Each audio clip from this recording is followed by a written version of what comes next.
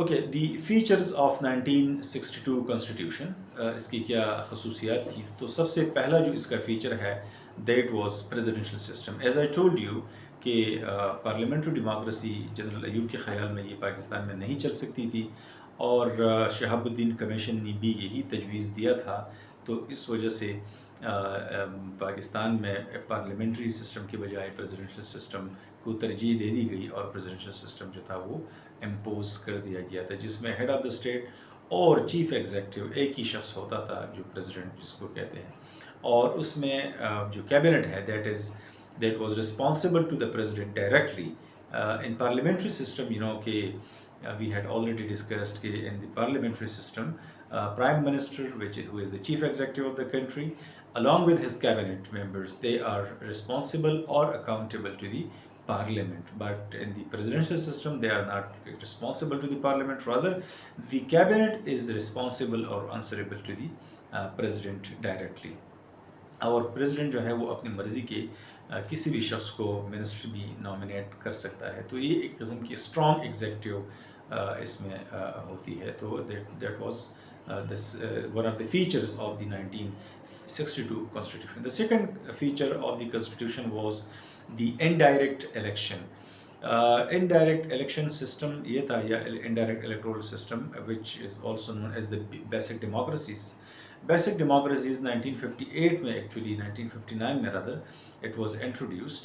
और इसके दो फंक्शंस थे। पहला फंक्शन इसका था to work as the local government bodies in Pakistan, और secondly to function as the electoral college for the election of the president, provincial and the national assemblies. तो इसके अंदर टोटल 80,000 मेंबर्स थे, 40,000 फ्रॉम बोथ विंग्स, यानी east Pakistan से 40,000, waste Pakistan से 40,000।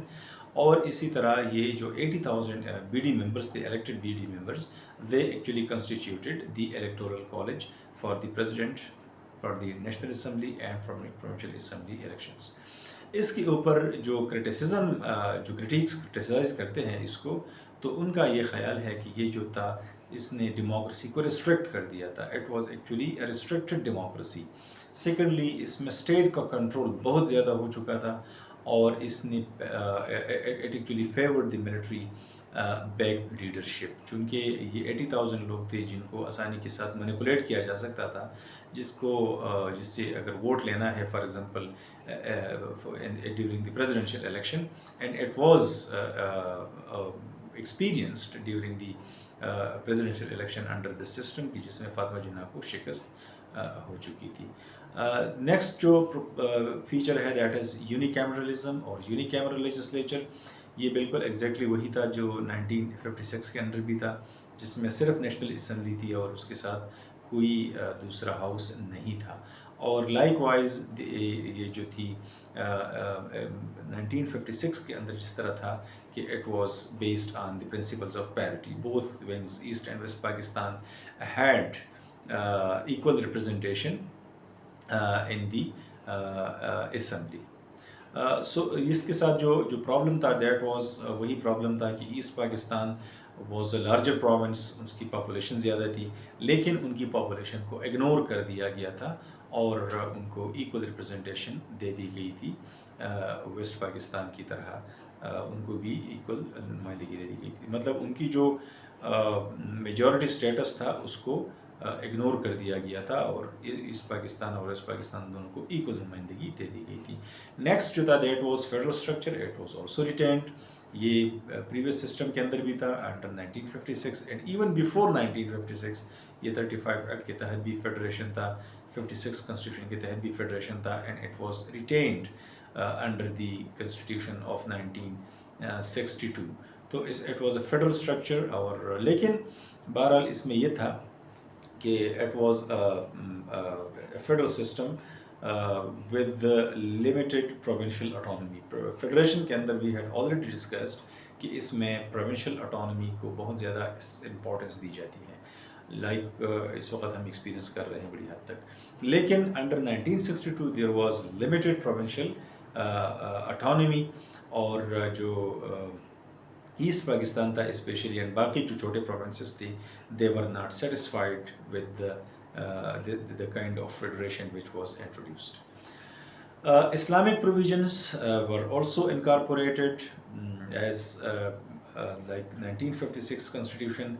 The objectives resolution was made part of the preamble of the constitution. मुल्क का नाम जो था वो इस्लामिक रिपब्लिक ऑफ पाकिस्तान ही रखा गया था. दो इन द अर्ली ड्राफ्ट या इन द अर्ली कॉन्स्टिट्यूशन जो पहले बन के इम्पोज हुआ था, तो earlier the name of the country was the Republic of Pakistan. Islamic का लफ्ज़ जो था वो हटा दिया गया था, लेकिन बाद में as result of the strong protest उसको रिस्टोर कर दिया गया था. सो फाइनली मुल्क का नाम इस्लामिक रिपब्लिक ही रखा गया. इसके बाद ये बाकी जो फीचर्स थे वही शामिल थे, लाइक कोई कानून इस्लाम के ख़िलाफ़ नहीं बनेगा. एडवाइजरी काउंसिल बनाया गया था, Islamic advisory council. It was introduced for the first time. और इसमें जो काम था इसका ये था कि दे विल एग्ज़ामिन की जो क़वानीन बनी है क्या वो इस्लाम के मुताबिक है या फिर नहीं है. Although religious political parties they were not satisfied with the Islamic provisions, और उनका ख्याल था कि ये एक सेकुलर टच इसको दे दिया गया है. फंडामेंटल राइट्स का जो लिस्ट था वो भी in the early constitution that was not included, but later on as a result of stiff resistance fundamental rights का भी लिस्ट जो था वो इनकॉर्पोरेट कर दिया गया था.